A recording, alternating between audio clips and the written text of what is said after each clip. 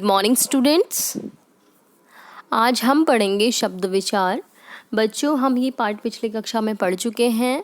आज एक बार पिछली कक्षा में पढ़ाई हुई बातों को हम दोहराएंगे, उसके बाद आज का विषय हम शुरू करेंगे। अब तक हमने जाना कि एक या एक से अधिक वर्णों के मेल से बने सार्थक वर्ण समूह को हम शब्द कहते हैं।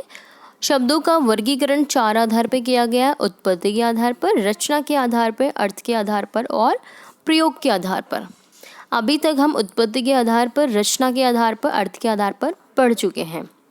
आज हम उत्पत्ति के आधार को एक बार बता देते हैं कि हमने उत्पत्ति के आधार पर जाना था तत्सम, तद्भव, देशज और विदेशज और संकर शब्द को।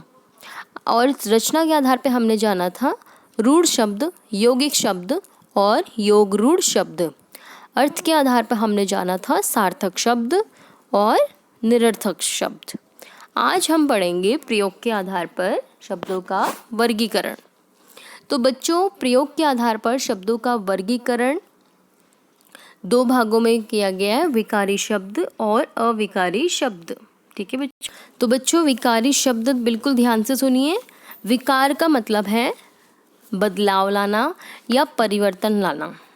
जिन शब्दों में लिंग, वचन और कारक के कारण कोई विकार उत्पन्न हो उसे हम विकारी शब्द कहते हैं।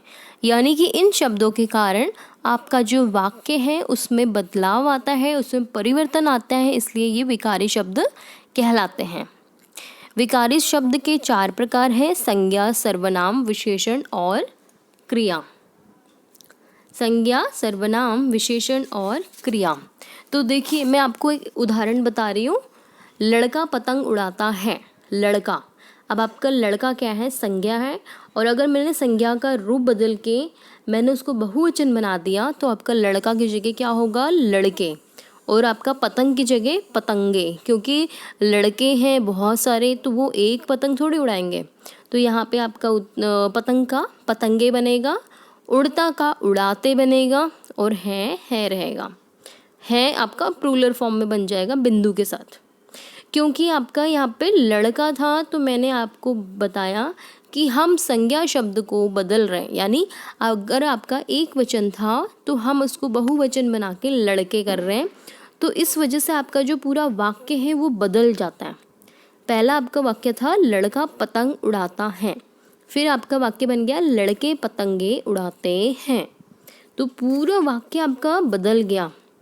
यानी इन शब्दों में लिंग, वचन, कारक के कारण इनमें विकार अर्थात परिवर्तन आता है। इन्हें हम विकारी शब्द कहते हैं।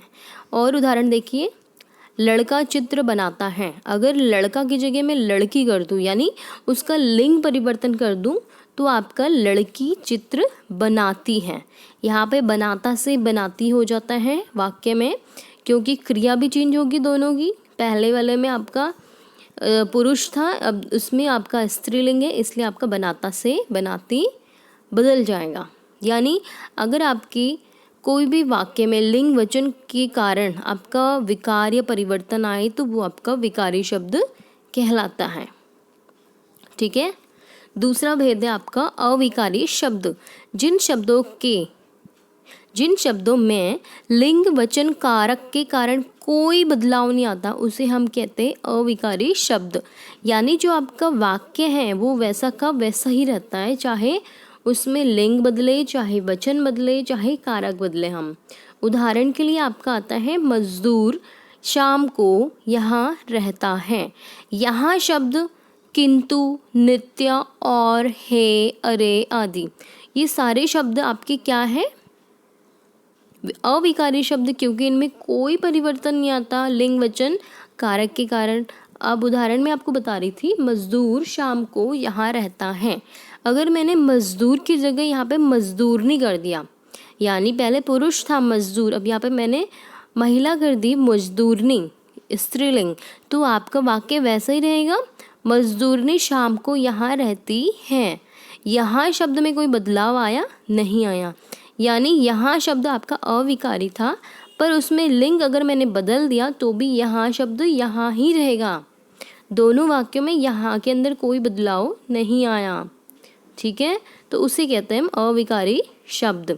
अविकारी शब्द के 4 भेद हैं, क्रिया विशेषण, संबंध बोधक, समुच्चय बोधक और विस्मयादि बोधक। तो चलिए देखते हैं आपको ये पाठ कितना समझ आ गया है। शब्दों का वर्गीकरण कितने आधारों पर किया गया है। सबसे पहले मैंने आपको बताया था 4, उत्पत्ति के आधार पर, अर्थ के आधार पर, रचना के आधार पर और प्रयोग के आधार पर, यानी 4। प्रयोग के आधार पर शब्दों के कितने भेद हैं, आज ही पढ़ा है हमने।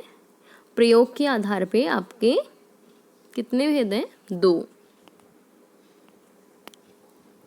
जिन शब्दों का रूप परिवर्तन होता रहता है वे कौन से शब्द कहलाते हैं, जिनमें लिंग वचन कारक के कारण बदलाव आता है, मतलब कि विकारी शब्द।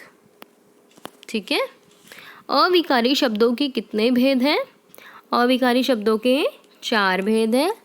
कौन कौन से, क्रिया विशेषण, समुच्चय बोधक, संबंध बोधक और विस्मयादि बोधक। विकारी शब्द के 4 भेद कौन से हैं और उनके नाम क्या हैं, संज्ञा, सर्वनाम, विशेषण और क्रिया। तो बच्चों आज का आपका होमवर्क यही है कि आपको ये 5 प्रश्न अपनी कॉपी में लिखने हैं और याद करने हैं। तब तक के लिए धन्यवाद।